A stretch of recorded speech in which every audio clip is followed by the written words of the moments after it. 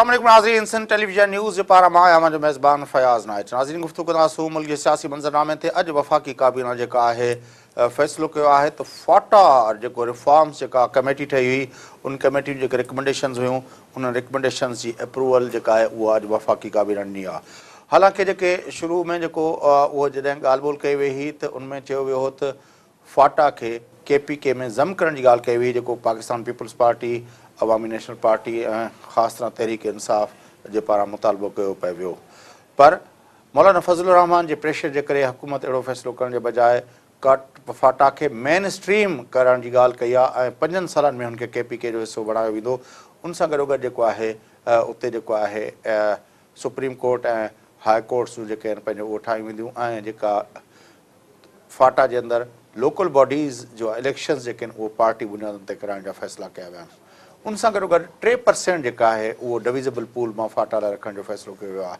इन्हनि समूरे मंज़रनामे ते गुफ़्तगू कंदासूं। अॼु जेको प्रोग्राम में असांखे जॉइन कयो आहे मुल्क जे नामियारे तर्जुमेगार जनाब शाहब उस्तो साहिबु। साईं उस्तो साहिबु, अस्सलाम वालेकुम। साईं, तमामु काफ़ी अरसे खां वठी इहो हुयो, मूंखे यादि आहे बेनज़ीर भुट्टो साहिबा बाक़ाइदा इहो चवंदी त पार्टी एक्ट जेको आहे, पार्टीज़ एक्ट जेको आहे उहो फाटा ताईं वधायो वञे। हाणे उहो फ़ैसिलो थी वियो आहे। हालांकि जेको मर्जर जो फ़ैसिलो हुयो उहो त फज़लुर रहमान जे प्रेशर जे करे न थी सघियो। How do you see this development?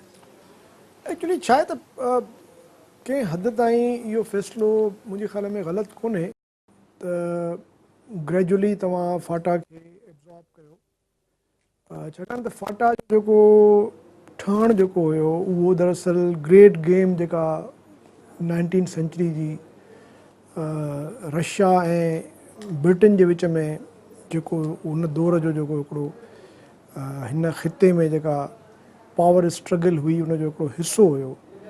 त अफ़गानिस्तान खे एज़ अ बफर एक्सेप्ट कयो वियो हुयो, ख़ासि तौर ते किंग अब्दुर्रहमान जे ज़माने में, उनखां पोइ किंग अमानुल्लाह जे ज़माने में।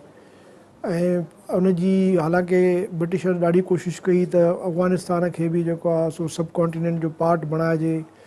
1840s में केतिरा ई दफ़ा हिननि कोशिशि कई, 4-5 दफ़ा हमला थिया, अफ़गान वॉर जेके थियूं हुयूं ग्लैडस्टोन जे वक़्त में, प्राइम मिनिस्टर ग्लैडस्टोन हुयो ब्रिटेन जो।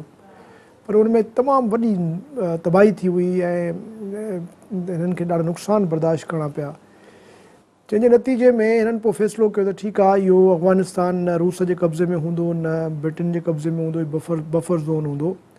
उनखां पोइ वरी जॾहिं ड्यूरेन लाइन वारो जेको लेट 19th सेंचुरी में जेको फ़ैसिलो थियो, उनखां पोइ हिननि वरी मज़ीद इहे ट्राइबल एजेंसीज़ क़ाइमु कयूं जेके दरअसल ब्रिटिशर्स खे घणनि ई मक़सदनि जो जेको आहे उन्हनि जो उनमें उन्हनि जा मक़सद पूरा पिया थियनि। ख़ासि तौर ते इहे ट्राइबल एजेंसीज़ जेके हुयूं इहे हिननि जूं आउटपोस्ट हूंदियूं हुयूं, हितां इहे रिक्रूटमेंट्स बि कंदा हुया। ऐं उनखां पोइ उते मलिक्स जे थ्रू हिननि चङो ख़ासो हिकिड़ो सिस्टम डेवलप कयो हुयो। ऐं अहिड़े तरीक़े सां फ्रंटियर प्रोविंसिस जेके बि हुया उते हिननि अहिड़े क़िस्म जूं एजेंसीज़ पैदा कयूं हुयूं। 8 एजेंसीज़ आहिनि असांजूं हिन जूं हिन में KP में। इन खां अलावा बलोचिस्तान में बि हिननि जेको अहिड़े क़िस्म जो संडेमेंट सिस्टम जेको हुयो उहो डेवलप कयो।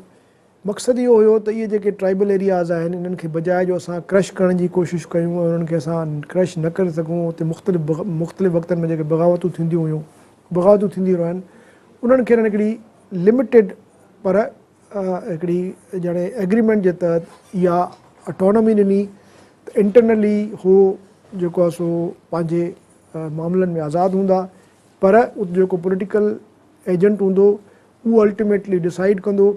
जेके इंटरनल ट्राइबल मसइला हूंदा उहे ट्राइब्स डिसाइड कंदा, पर जेके ट्राइब जा ॿियनि सां मसइला हूंदा या फाटा खां ॿाहिरि मसइला हूंदा त उहे पॉलिटिकल एजेंट जेको आहे उनजे हथ में एडमिनिस्ट्रेशन हूंदी। त हिकिड़ो ॾाढो हिकिड़ो उन्हनि ईअं खणी चइजे त डेलिकेट क़िस्म जो सिस्टम ठाहियो। हाणे बि फाटा रिफॉर्म कमेटी जेको चयो आहे त जिरगा सिस्टम खे बहरहाल उहो उनखे हिकिड़ो फॉर्मुलेशन ॾींदा, उहो जज जेको हूंदो उहो मुमकिन कोन्हे न, छाकाणि त जॾहिं हिननि अची स्टेट ऑफ पाकिस्तान जॾहिं अची इहे पैदा कया पंहिंजा मोरा, इहे तव्हांजा मुजाहिदीन जे नाले में, त मुजाहिदीन अचण सां ई जेको कमु कयो हुयो त जेको मलक जो सिस्टम हुयो, मलिक्स जेके हूंदा हुया जेके पंहिंजे ट्राइब जा जेको आहे सो हेड्स त न हुया, छाकाणि त उते सरदारी सिस्टम कोन्हे, पर उन्हनि जी रिप्रेज़ेंटेटिव हिकिड़ी जेका हैसियत हूंदी हुई उनखे उन्हनि ख़तमु करे छॾियो। मलिकनि खे चूंडे चूंडे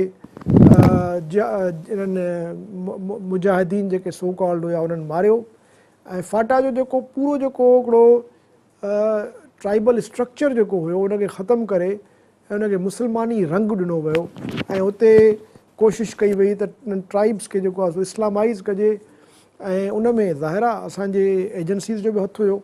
सो उहो हिननि जो तजुर्बो जेको आहे हाणे मां नथो सम्झां, हाणे तमामु घणी भञरा थी चुकी आहे उते ॾाढी गुज़िरियल 40-45 सालनि खां वठी जेको इहो हले पई वॉर, उन में मां नथो सम्झां त उहो को ट्राइबल जेको मलिकनि वारो पुराणो सिस्टम हुयो जंहिंमें मलिक जेको हूंदो उहो पंहिंजे ट्राइब जी ज़िमेदारी खणंदो हुयो ऐं जेकॾहिं उहो फेल वेंदो हुयो त पोइ पॉलिटिकल एजेंट खे राइट हूंदो हो त उहो हुन ते पोइ पिनल एक्शन बि खणे ऐं पोइ का बि थींदी हुई।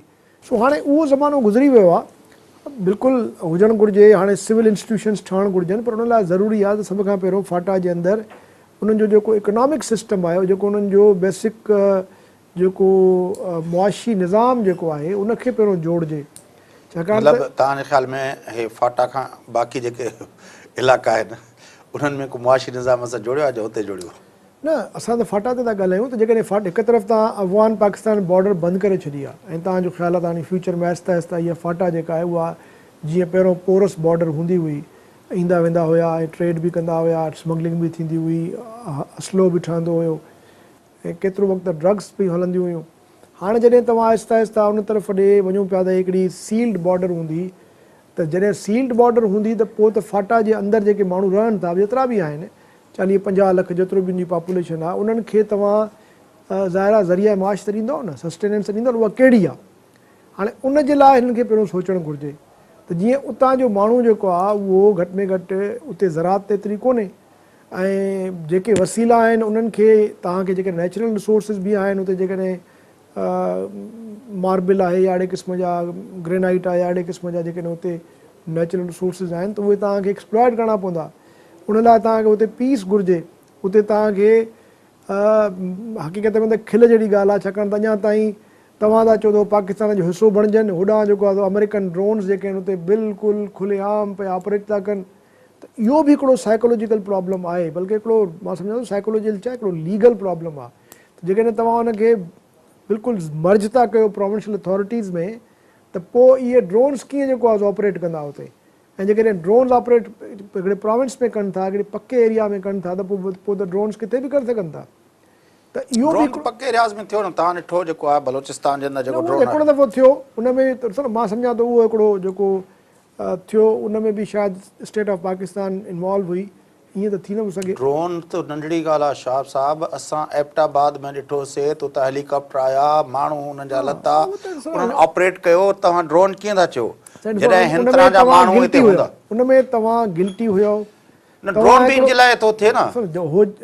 तव्हां मूंखे ॿुधायो जेकॾहिं तव्हांजे मुल्क ते, हे त असांजे लाइ मुल्क त चुप करे वेही था रहनि, पर इहे जेके पावरफुल मुल्क आहिनि, जेके सल्तनतूं आहिनि, तव्हां उन्हनि जे मुंहं में वञी जेको आहे सो मुका हणी उन्हनि खे ब्लडी फेस करे मोटी ईंदव ऐं जंहिं इहो कयो उनखे वरी तव्हां हिते रहाईंदव, उहो रहाईंदव बि उन हिकिड़े गैरिसन टाउन में जेको काबो क़िबलो आहे असांजे आर्म फोर्सिस जो, उते तव्हां जेकॾहिं उनखे विहारी वेठा हूंदव सालनि खां वठी ऐं तव्हां त चओ असांखे ख़बर बि कोन्हे, जेकॾहिं ख़बर न हुई तॾहिं बि तव्हांजी नालाइकी हुई, पर जेकॾहिं हुयो हुते ऐं हुननि खे ख़बर पई त उहो चुप करे त कोन वेंदा, हो त ईंदा।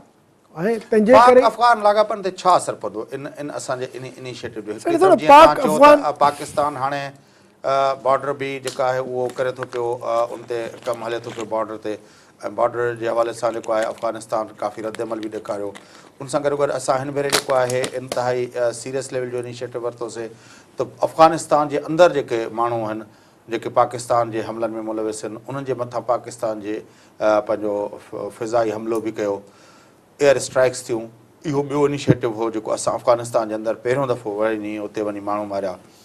टियों वरी असां हीअ जेकॾहिं इनिशिएटिव वठूं था फाटा खे था कयूं त पाक अफ़गान लाॻापन जी नोयत किथे बीहंदी? मां सम्झां थो त पाकिस्तान जो अफ़गानिस्तान सां जेको मसइलो आहे उहो ईंदड़ वक़्तनि में अञा वधीक ख़राबु थींदो। उनजी वजह इहा आहे त हाणे असांखे इहो सम्झ में अचे थो त पाकिस्तान जी जेका लीवरेज हुई, जेका हक़ानीज़ ते लीवरेज हुई ऐं पाकिस्तान जो थोरो घणो जेको असरु हुयो त हू जनरली इहो तसवुरु हुयो त शायदि पाकिस्तान तालिबान खे कंट्रोल थो करे सघे, तालिबान खे जेको आहे सो टेबल ते विहारे सघे थो ऐं जेको मल्टीलेटरल टॉक्स पिया हलनि उन में पाकिस्तान जो वॾे में वॾो रोल त इहो ई हुयो त उहो तालिबान खे कंट्रोल करे तव्हां वटि अची विहारींदो, छाकाणि त कोयटा शूरा वेठी हुई, कोयटा शूरा जो हिते तसवुरु इहो कयो वेंदो त पाकिस्तानी कंट्रोल आहे। पर हाणे जेका सूरत हाल पैदा थी आहे उन में त इहो ज़ाहिर थी वियो त पाकिस्तान जो को कंट्रोल कोन्हे हाणे हिननि ते, छाकाणि त हुननि इंडिपेंडेंटली गुलबदीन हिकमतयार इहे जेके ॿिया जेके आहिनि उन्हनि त वञी ठा करे छॾियो आहे अफ़गान जेको आहे सो प्रेसिडेंट गनी सां, ऐं गुलबदीन हिकमतयार जो जेको सन इन लॉ आहे, जेको हुनजो न्याणो आहे, उहो तमामु अहम पोज़ीशन ते वेठो आहे हुते अफ़गानिस्तान में। हाणे गुलबदीन हिकमतयार जेको आहे सो तारीख़ी तौर ते पाकिस्तान जो एसेट रहियो आहे ऐं पाकिस्तान हुनखे तमामु वॾी जेको आहे सो हुनखे फैसिलिटेट कयो आहे हमेशह। त हाणे माना त इन खां अलावा बि जेको दोहा में या बहरेन में जिते टॉक्स शुरू थी विया आहिनि, वरी हिननि जा ॿीहर पाण में जंहिंमें तालिबान वरी ॿीहर जेको इंडिपेंडेंटली अमेरिकन सां ऐं जेको ॿिया फोर्सिस आहिनि उन्हनि सभिनी सां टॉक्स शुरू करे छॾिया आहिनि, त इन मां पाकिस्तान जी जेका उहा लीवरेज हुई उहा असांखे नज़र कोन थी अचे ऐं पाकिस्तान वञे पियो इरेलीवेंट थींदो। ॿिए तरफ़ ख़ुदि पाकिस्तान जे अंदरि हाणे जेको नवां जेके फोर्सिस पैदा थी विया आहिनि उहे अफ़गानिस्तान मां वही था ऑपरेट कनि ऐं फज़ुल्ला खां सवाइ जेको हाणे एरार आहे या जेके ॿिया जेके नवां पैदा थिया आहिनि, दाइश बि जेको आहे चवनि था अफ़गानिस्तान में वेठी आहे। त हाणे उल्टो हाणे तारीख़ जो त रिपीट थी करे, अॻे त इल्ज़ाम लॻंदो हो पाकिस्तान ते त पाकिस्तान थो हितां मोकिले, हाणे जॾहिं खां वठी पाकिस्तान इहो फाटा में ऑपरेशन्स कया आहिनि या उते ड्रोन जी ऑपरेशन्स पियूं हलनि थियूं त उते काफ़ी गैर महफ़ूज़ थी विया आहिनि इहे जेके दहशतगर्द आहिनि, उहे हलिया विया आहिनि हाणे अफ़गानिस्तान में। ऐं हाणे ईअं थो लॻे त अफ़गानिस्तान हुननि खे सॉफ्ट कॉर्नर ॾेई वेठो आहे त भले ठीकु आहे पाकिस्तान प्रेशर में रहे, जेतिरो पाकिस्तान प्रेशर में हूंदो पाकिस्तान असां ते रिटेलिएट न करे सघंदो, जंहिंजे नतीजे में तव्हां ॾिठो त पहिरियों दफ़ो हिननि हाणे बॉर्डर बंदि करे छॾी आहे अफ़गानिस्तान सां ऐं पहिरियों दफ़ो जीअं तव्हां ॻाल्हि कई त पाकिस्तान वञी हुननि जे अंदरि स्ट्राइक कयो आहे अफ़गानिस्तान में। सो ईंदड़ वक़्तनि में मां नथो सम्झां ख़ासि तौर ते ट्रंप जे अचण खां पोइ को पाकिस्तान जी का सूरत हाल साईं ॾिसो ट्रंप जेको मूंखे लॻे थो त नेचुरल अलाई थो लॻे मूंखे इंडिया जो, छाकाणि त इंडिया हितां जी जेके ख़िते जी जेका पॉलिटिक्स आहे, जेको स्ट्रेटेजिक जेको सिनेरियो जेको नज़र थो अचे उभरंदे, उन में जेके मेजर राइवल्स आहिनि उहे इंडिया ऐं चाइना आहिनि। ऐं ट्रंप जेका इलेक्शन खटी आहे उहा इलेक्शन खटण में उहो सम्झे थो त मूंखे एंटी चाइना वोट मिलियो आहे ऐं मुंहिंजी जेका प्रोटेक्शनिस्ट जेका ऐं जेका हिकिड़ी इंतिहाई शॉवनिस्टिक जेका अप्रोच आहे जियो पॉलिटिक्स ॾांहुं उनजो मूंखे मोट मिली आहे, तंहिंजे करे उहो यकीननि चाइना खे टफ टाइम ॾींदो ऐं उन में हुनजो जेको नेचुरल पार्टनर आहे उहो इंडिया आहे, छाकाणि त पाकिस्तान चाइना जे तमामु घणो वेझो अची वियो आहे ऐं ईरान बि जेको आहे हिन वक़्तु ॾिठो वञे त ईरान चाइना जे वधीक वेझो अची वियो आहे ऐं इहो वरी हिकिड़ी अञा बि वॾो हिकिड़ो अलमियो आहे इहो ई मां चवां थो त इहो बि हिकिड़ो अलमियो आहे त पाकिस्तान जा जेके बि रिवायती पहिरियों हिकिड़ा रहिया आहिनि अलाइज़ जंहिंमें कम अज़ कम ईरान न्यूट्रल रहियो आहे, हाणे ईरान बि इंडिया जे वधीक वेझो बीठो आहे, अफ़गानिस्तान इंडिया जे वधीक वेझो बीठो आहे, चाइना जो इंडिया सां उहो पुराणो जेको तनाज़ो आहे उहो हाणे न रहियो आहे। चाइना इंडिया जेको आहे थर्ड फोर्थ पार्टनर आहे हुनजो ट्रेड में। त पाकिस्तान जी जेका फॉरेन पॉलिसी आहे मूंखे उहा रीजनल पॉलिसी जेका आहे उहा ॾाढी अनरियलिस्टिक थी लॻे, ज़िद वारी थी लॻे त भई ज़िद आहे असांखे, बसि असांखे इंडिया त न आहे ठाहिणो। हाणे उन ज़िद जे नतीजे में जेके कॉम्प्लिकेशन्स पैदा थी विया आहिनि, छाकाणि त हाणे सिर्फ़ु मसइलो रियासतुनि जे विच में कोन्हे, हाणे मसइलो आहे माण्हुनि जे विच में, कंपनीज़ जे विच में, बिज़नेसमैन जे विच में, सर्विस प्रोवाइडर्स जे विच में। सीपेक जो इनिशिएटिव आहे, उनखां पोइ ही इकोनॉमिक काउंसिल ऑर्गेनाइजेशन जेका आहे, कंट्रीज़ ऑर्गेनाइजेशन जेका ही मिली आहे, ECO जेको आहे, मतिलबु तव्हांखे नथो लॻे पाकिस्तान बि फॉरेन पॉलिसी जे हवाले सां इहे जेके बि माण्हू तव्हां वटि इहे जेके बि आया जेके 12-13 इन्हनि जी कहिड़ी हैसियत आहे, मतिलबु इहे कहिड़ा छा हिननि खे तव्हां मतिलबु वधि में वधि इहो आहे त हिन वटि ऑयल वॉयल आहे, गैस वेस आहे, उहो तव्हांखे जेसिताईं अफ़गानिस्तान में अमुन कोन थींदो त हिननि जी त उहे रेलिवेंट ई न आहिनि।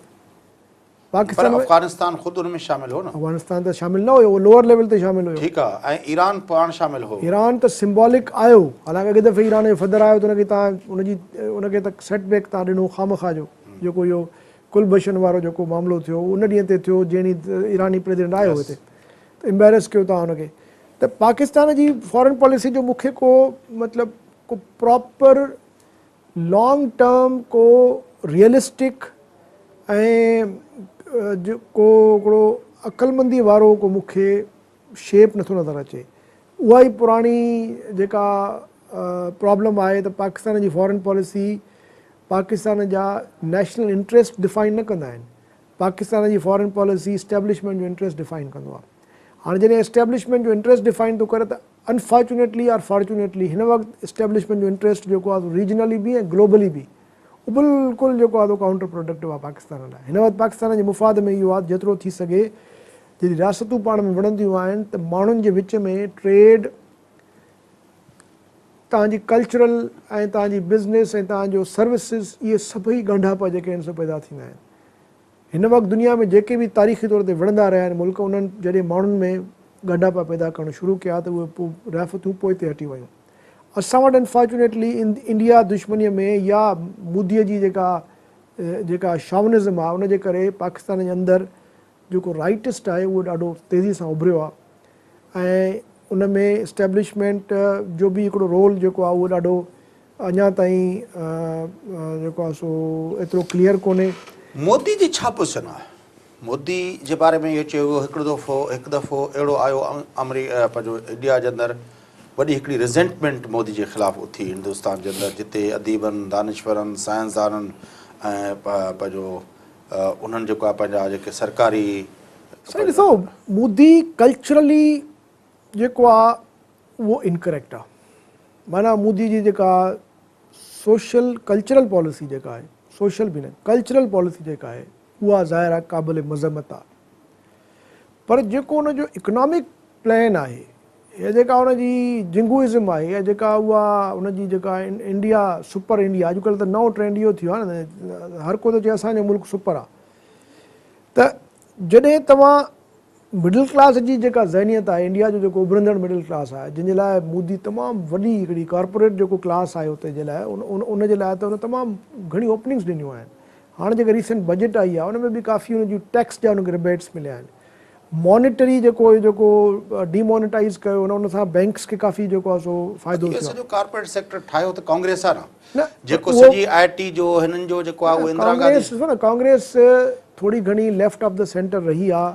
न पर इहो सॼो जेको आईटी अॼु जेको कॉर्पोरेट सेक्टर डेवलप थियो आहे या ख़ुदि जेको हुते आईटी जो बूम आयो आहे, जेको ख़ुदि जेको आहे उहो हिकिड़ो ॿियो फिनोमिना हुयो।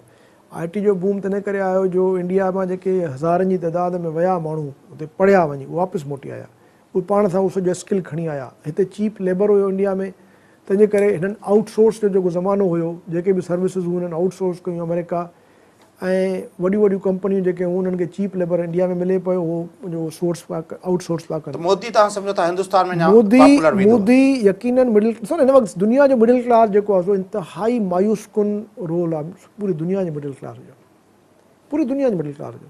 यूरोप में ॾिसो तव्हां, रशिया में नेशनलिज़म जेका आई आहे, ॿ फोर्सिस पैदा थिया आहिनि।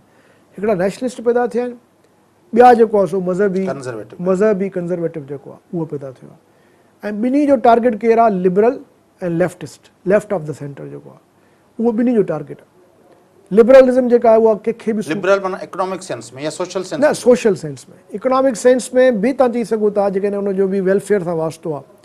पर प्रॉब्लम जेको आहे उहो इहो आहे त जेको मिडिल क्लास आहे उनखे जॾहिं रियासत उन सां हिकिड़ो गठजोड़ थी करे, उनजी जेका इकोनॉमिक पॉलिसी, उनजो जेका फिस्कल पॉलिसी ऐं जेको उनखे स्पेस थी मिले ऐं मुल्क जे जेको आहे वसीलनि ते उनखे तमामु घणी छूट थी मिले त उनखे एक्सप्लॉइट करे, त उहो मिडिल क्लास ॾाढो ख़ुशि आहे। वक़फ़ो वठां थो, मोदीअ सां बि हिंदुस्तान जो मिडिल क्लास ॾाढो ख़ुशि आहे। मिडिल क्लास माना उहो जेको इकोनॉमिक, जेको कॉर्पोरेट जेको कैरेक्टर आहे उहो ॾाढो ख़ुशि आहे।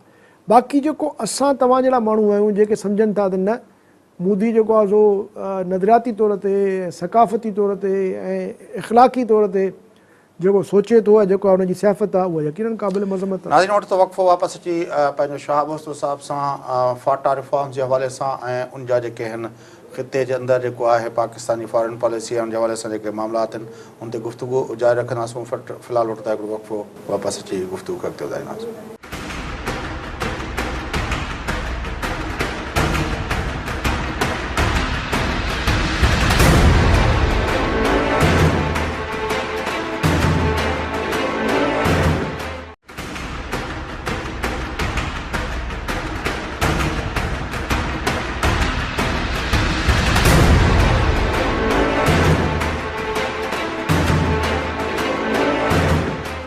वेलकम बैक नाज़रीन, जो प्रोग्राम जे सिलसिले खे अॻिते वधायूं। गुफ़्तगू हलंदड़ आहे मुल्क जे सियासी मंज़रनामे ते वफ़ाक़ी हुकूमत फाटा रिफॉर्म्स जेको पंहिंजो रिकमेंडेशन्स हुयूं उनखे जी जेका मंज़ूरी ॾेई छॾी आहे उन हवाले सां गुफ़्तगू हलंदड़ हुई। शाह मुस्तफ़ा साहिब असांजे स्टूडियो में मौजूदु आहिनि।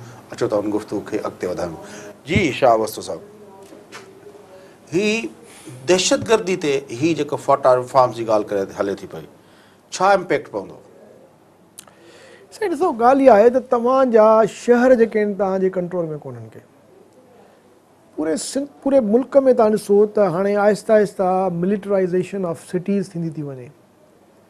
सिंध त काफ़ी अरसे खां ई जेको आहे सो मिलिटराइज़ थी वियो आहे। मतिलबु जेके बि तव्हांजा रियासती फाटा में जॾहिं इहो एक्टिविटी थींदी, इलेक्शन्स थींदा, हाणे चवंदा लोकल बॉडीज़ मां हिन जवाबु थो ॾियां त रियासती इदारा जेके आहिनि, सिक्योरिटी जा इदारा जेके आहिनि, उहे बिल्कुलु भरपूर अंदाज़ में ॿाहिरि निकितल आहिनि बैरिक्स खां। उहे हिन वक़्तु बिल्कुलु पंहिंजो सोसाइटीज़ खे हिन वक़्तु हलाइण वारा जेके आहिनि सिक्योरिटी जा इदारा आहिनि। पॉलिटिशियन्स त ॼण हिकिड़ो साइड शो थो हले, उहे लॻा पिया आहिनि धंधे सां पंहिंजे। त हाणे इहा सूरत हाल आहे शहरनि जी। पंजाब जेको हमेशह बचाईंदा आया शरीफ़ ब्रदर्स, त पंजाब खे हमेशह उहो कोशिशि कंदा आहिनि त असां ॿियनि खां मुख़्तलिफ़ ऐं बहितर तौर ते पेश कयूं। मजबूरन गोॾा टेके हाणे पंजाब में बि जेको आहे सो मिलिटराइज़ेशन शुरू थी वई आहे। उते बि जेके सिविल इदारा आहिनि उहे आहिस्ता आहिस्ता सिक्योरिटी फोर्सिस जे मदद सां या उन्हनि जे ताबे थी जेको आहे सो कमु करण लाइ तयारु थी विया आहिनि। बलोचिस्तान ऐं केपी जी सूरत हाल तव्हांखे ख़बर आहे। केपी माना त फाटा जेको उनजी एक्सटेंशन आहे। बलोचिस्तान में त मुकमिल तौर ते FC जे हवाले आहे ऐं फ़ौज जे हवाले आहे। हाणे तव्हांजा जेके पक्का शहर 600-700 साल पुराणा, लाहौर जहिड़ो शहर जेको 1000 साल पुराणो शहर आहे, उहो तव्हांखे कंट्रोल कोन थो थिए। उते तव्हां वरी उहो ई मजबूरन जेको हिकिड़ो वाहिद तरीक़ो आहे त कानून सख़्तु करे छॾियो, मिलिट्री कोर्ट्स क़ाइमु कयो, माण्हुनि जा फंडामेंटल राइट्स गज़ब करे छॾियो, ह्यूमन राइट्स की परवाह कोन्हे, खणी मारे फिटी करे छॾियो, माण्हू घरां पकिड़े वञो, लाशूं मोकिले ॾियो। हाणे इन तरीक़े सां जेकॾहिं मुल्क हलंदो त मूंखे त का ख़ुशफ़हमी कोन्हे त को फाटा जहिड़े इलाइक़े खे तव्हां जॾहिं केपी सां ज़म कंदो त उनजा जेके रिपरकेशन्स थींदा उहे छा थींदा। भला मूंखे ॿुधायो, कहिड़ो डिप्टी कमिश्नर वञी जेको आहे तो वाना में वेंदो, ऐं जेकॾहिं वेंदो त उनजी छा रिट हूंदी? उहो त पंहिंजो ऑफिस कोन बचाए सघंदो। इनजे करे जो रिट कोन्हे का न। ॻाल्हि आहे त तव्हां फ़ौज जे ज़रिए हिकिड़ो इलाइक़ो ख़ाली त कराए छॾियो, पर उनखे रिहेबिलिटेशन जेका आहे उहो हिकिड़ो तमामु ॾुखियो कमु आहे। रिहेबिलिटेट कीअं कंदो? हाणे त उहो सभु इहे जेके आहिनि नॉर्थ वज़ीरिस्तान हिननि सॼो ख़ाली कराए छॾियो आहे। वाना माना तव्हां वञो त माण्हू आहिनि। चवनि था न त जेको आहे पंहिंजो 3% जेको आहे उहो जेको डिविज़ेबल पूल जो आहे उहो असां ॾींदासीं फाटा खे। हाणे इहो इन ते मां ॻाल्हाइण थो चाहियां। ॾिसो, पहिरीं ॻाल्हि त इहो अनकॉन्स्टिट्यूशनल आहे। इहो CCI में वञणु घुरिजे। जेकॾहिं अहिड़े क़िस्म जो को थियो आहे त हिनखे CCI में सभिनी खे वञणु घुरिजे, सभिनी सूबनि खे, ख़ासि तौर ते सिंध खे। छाकाणि त इहो जेको डिविज़ेबल, पहिरियों त डिविज़ेबल पूल जेको आहे NFC अवॉर्ड में असांखे हिन दफ़े हुननि उहो न ॾिनो। जेको हिन दफ़े ड्यू हुयो त हिनखे वधाइणो हुयो, नओं अवॉर्ड न आयो, उहो अवॉर्ड न आयो। इन जो मतिलबु इहो थियो त असांजा पैसा हे खाई विया। घटि में घटि 1 to 2% जेको आहे उहे खाई विया। उन खां पोइ हाणे वरी चवंदा 3% जेको एक्चुअली फाटा जेको आहे उहो प्रेसिडेंशियल सिस्टम जे अंडर हलंदो आहे, फेडरेशन जो पार्ट आहे, फेडरल गवर्नमेंट जो पार्ट आहे। फाटा प्रोविंस सां जेको वास्तो ई कोन्हे, उहो प्रेसिडेंट जे जेको रिट सां हलंदो आहे। त पोइ प्रोविंसिस छो पैसा ॾियनि? पर मां तव्हांखे हिकिड़ी ॿी ॻाल्हि ॿुधायां। ॾिसो, प्रॉब्लम इहो आहे त हर साल सिक्योरिटी जे मद में, एंटी टेररिज़म जे मद में 200-100-150 अरब रुपया तव्हां उहे खणी था वञनि हर साल। तव्हां जेकॾहिं गुज़िरियल तव्हां 10 सालनि जी तारीख़ कढंदो 15 सालनि जी त हर साल 100-200 अरब रुपया तव्हांखे जेको आहे वठी विया आहिनि सिक्योरिटी जे नाले में। सो हिननि हाणे बजाए इहो करण जे हिननि चयो भई ठीकु आहे, बजाए इहो करण जे सिधा सवां तव्हां हुनखे अलॻि करे छॾियो त इहो बार बि शिफ्ट थिए प्रोविंसिस ते। त ग़लति पॉलिसियूं हेठि आहिनि, नाअहली हिननि जी, नालाइकी हिननि जी, लोड़नि केरु प्रोविंसिस। पर प्रॉब्लम इहो आहे त जेकॾहिं प्रोविंसिस जी पंहिंजी सूरत हाल बहितर हुजे त पोइ शायदि असांजो इख़लाक़ी जवाज़ पैदा बि थिए।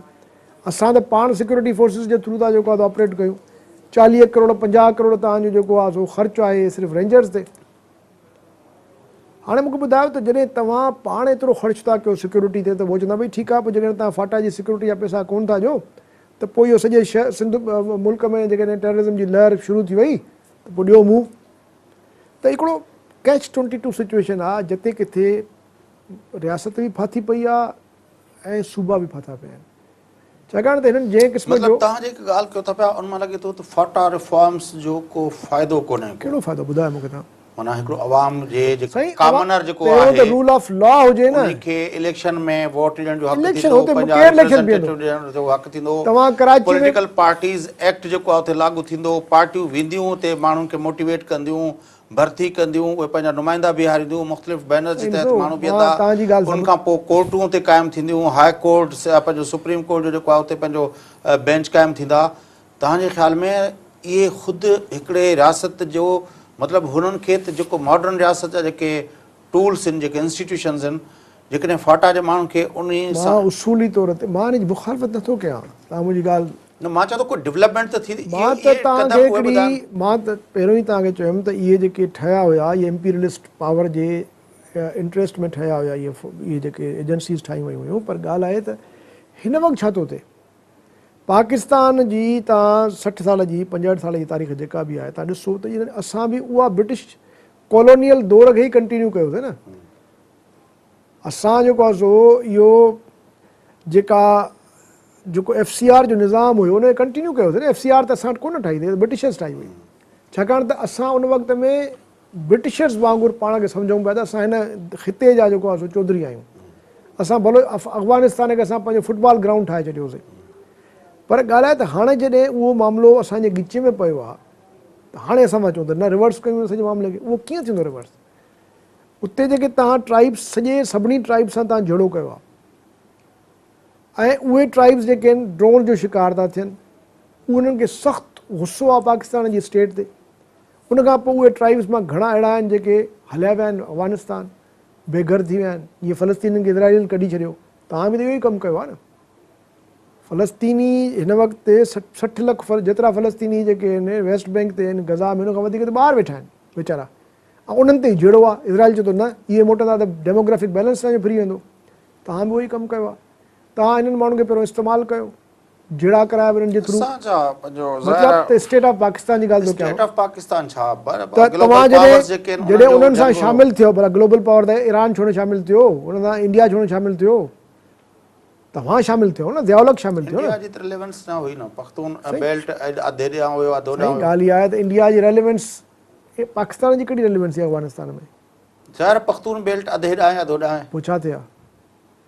इहो जेको चयो वियो त इहो ॿियो बहस आहे त वार्म वाटर साईं रूस खे वार्म वाटर घुरिजे न। इहो पिया चवनि न, रूस जे पंहिंजे बॉर्डर ते ईरान में इस्लामिक रेवोल्यूशन अची वियो।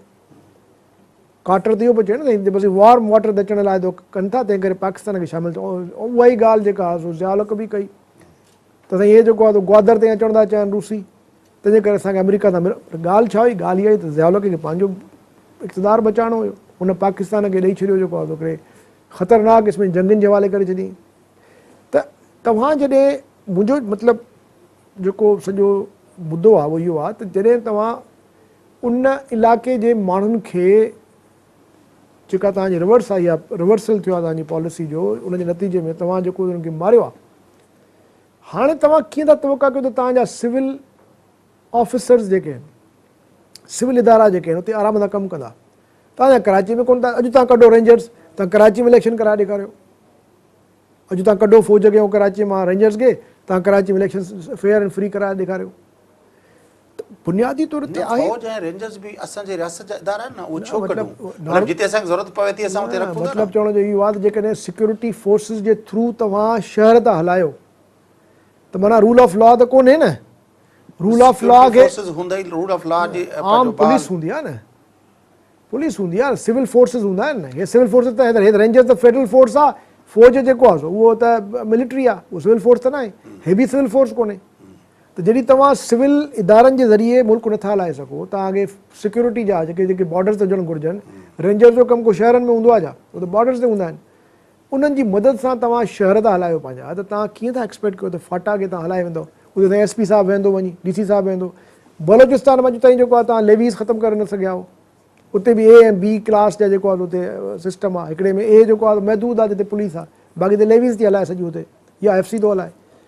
त इहो जेको कुझु बि आहे मां सम्झां थो इहो पोलिटिकली थी सघे थो दुनिया खे ॿुधाइण लाइ त साईं Pakistan is stable state, functional state. असां हाणे जेको आहे फाटा खे बि आणियूं था, इहो इन हद हाणे हिन सॼे मामले जो जेको हिकिड़ो ॿियो पहलू आहे उहो मां ॾिसां थो त असांजे ॿियनि मामलनि ते बि उहो नज़र अचे थो पियो। जहिड़े क़िस्म जी ग्रेव ऐं संगीन क़िस्म जी सूरत हाल आहे पाकिस्तान जी, दहशतगर्दी आहे, पंहिंजो फॉरेन पॉलिसी जे हवाले सां मुख़्तलिफ़ इशूज़ आहिनि,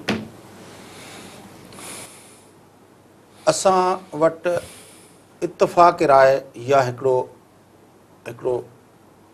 नथो थिए। मिसाल तौरु हिन भेरे बि असां ॾिठोसीं त फज़लुर रहमान ऐं अचकज़ई साहिबु ज़िद कई फाटा जे मामले ते, जॾहिं की इमरान ख़ान जी जेका पार्टी जंहिंजी हुकूमत आहे उते जमात इस्लामी हुजे, जंहिंखे अलावा पीपल्स पार्टी हुजे, आफ्ताब शेरपाव जी क़ौमी वतन पार्टी हुजे, अवामी नेशनल पार्टी हुजे, इहे सभई पार्टियूं जेके हुयूं इहे चवनि पियूं त बाबा हिन खे ज़म कयो। मतिलबु इतफ़ाक़ राय न आहे पॉलिटिकल लीडरशिप जे अंदरि। इहो ई साॻियो जेको आहे मामिलो आहे को फ़ौजी कोर्टुनि जे मामले ते असां ॾिठो त पीपल्स पार्टी हिनजी बिल्कुलु अगेंस्ट बीह रही। उन्हनि चयो त असां नथा कयूं हिनजी फ़िलहालु सपोर्ट, असां लेटेस्ट वॉच ऐं वेट एंड वॉच। हीउ जेको हिन बुनियादी इशूज़ ते जेको पॉलिटिकल पोलराइज़ेशन आहे उनजो छा इम्पैक्ट ॾिसो था? सही, पोलराइज़ेशन कुझु बि कोन्हे। मतिलबु जेको डेमोक्रेटिक सिस्टम आहे उन में ज़ाहिर आहे हर पॉलिटिकल पार्टी जा पंहिंजा इंट्रस्ट हूंदा आहिनि, पंहिंजी नज़रियो बि हूंदो आहे जेको अनफॉर्चुनेटली अॼुकल्ह थोरो घटि आहे। पर पाकिस्तान हिकिड़ी फेडरेशन आहे, हर सूबे जा पंहिंजा इंट्रस्ट आहिनि, ऐं छो कंसेंसस हुजे भला ॿुधायो? ऐं कहिड़ी असेसमेंट थी आहे त जेके पहिरें मिलिट्री कोर्ट्सूं उन्हनि जे करे जेको आहे टेररिज़म ख़तमु थी वई आहे? का असेसमेंट आहे? का रिपोर्ट आई आहे साम्हूं? ISPR पंहिंजी रिपोर्ट ॾिनी हुई त असांजो कामयाबी आहे, असां तमामु सुठो कमु कयो आहे। पर छा सिविलियन लीडरशिप जे अॻियां या असां आवाम जे अॻियां इहा सॼी जेका बि असेसमेंट आहे आई आहे त भई इहो जेको एॾो वॾो तव्हां कॉन्स्टिट्यूशनल अमेंडमेंट करे हिकिड़ी एनॉमली क्रिएट करे छॾी, ऐं उन मिलिट्री कोर्ट खे तव्हां जेको आहे सुप्रीम कोर्ट में बि उनखे चैलेंज कोन पिया करे सघो सवाइ चंद महदूद जेको आहे सो ऑप्शन्स जे। त पीपल्स पार्टी मां सम्झां थो बिल्कुलु सही फ़ैसिलो कयो आहे त भई तव्हां ॿुधायो त सही। हे त माना इहो त माना जीअं रेंजर्स वापसि करे न विया कराचीअ मां, पोइ हिते मिलिट्री कोर्ट्स हमेशह लाइ थी वेंदियूं। ऐं छाकाणि त नवाज़ शरीफ़ खे रिवायती तौर ते कोर्टुनि मां हमेशह फ़ाइदो मिलंदो रहियो आहे, तंहिंजे करे हुनखे कोर्टुनि खां कॾहिं भउ न थियो आहे। पीपल्स पार्टी खे मोचड़ा पिया आहिनि, हमेशह कोर्टुनि में पिया आहिनि। त मिलिट्री कोर्ट्स मां बि नवाज़ शरीफ़ फ़ाइदो पवंदो कोन? U never know. Military courts त ॾिसो न, नवाज़ शरीफ़ हिन वक़्तु इन करे थो स्पेस थो गेन करे जो हिन वक़्तु हिन चीफ सां हू पंहिंजो कंहिं बि क़िस्म जो को इख़्तिलाफ़ नथो करणु चाहे, ऐं उहो चाहे थो त जंहिं तरीक़े सां सुठो स्मूथ रिलेशनशिप हले थो, इहो हले त मां पंहिंजो इलेक्शन्स ताईं टाइम कढी वञा। उहो त हुनजी पंहिंजी पॉलिटी, नवाज़ शरीफ़ को उनजो को सियासत हो को वाक़ई को terrorism J point of view खां थो करे छा? हुनजी त पंहिंजी आहे त मां कंहिं तरीक़े सां सिविल मिलिट्री जेको मसे मसे कुझु बहितर थियो आहे रिलेशनशिप उनखे ख़राबु न कयां, तंहिं करे उहो त ऑल आउट वेंदो। पर ॻाल्हि आहे त छा वाक़ई मिलिट्री कोर्ट सां को मटीरियल फंडामेंटल शिफ्ट आई आहे टेररिज़म में? ॾिसो न, असांजी टेररिज़म जेका आहे उहा मुख़्तलिफ़ क़िस्म जी टेररिज़म जेका पाण अक्सर ॻाल्हि कंदा आहियूं, मां कॾहिं कॾहिं सोचींदो आहियां त मिसाल तौरु एॾो विज़िबल आहे त पाकिस्तान जे अंदरि इलेक्शन थिए थी पई, असां आइन जे अंदरि लिखी छॾियो आहे त फलाणा फलाणा इदारा राइट टू रूल हिननि खे हूंदो, पंहिंजो हीअ जेका सुप्रीम इदारा हूंदा, पार्लियामेंट हूंदी, हीअ हूंदो, पर प्रैक्टिकली आहे कोन। मतिलबु जॾहिं उन बुनियादी शइ ते ई असां जेको आहे जेको लिखियूं वेठा आहियूं आइननि जे अंदरि ऐं हुननि जे अंदरि उन ते ई अमल नथा करे सघूं।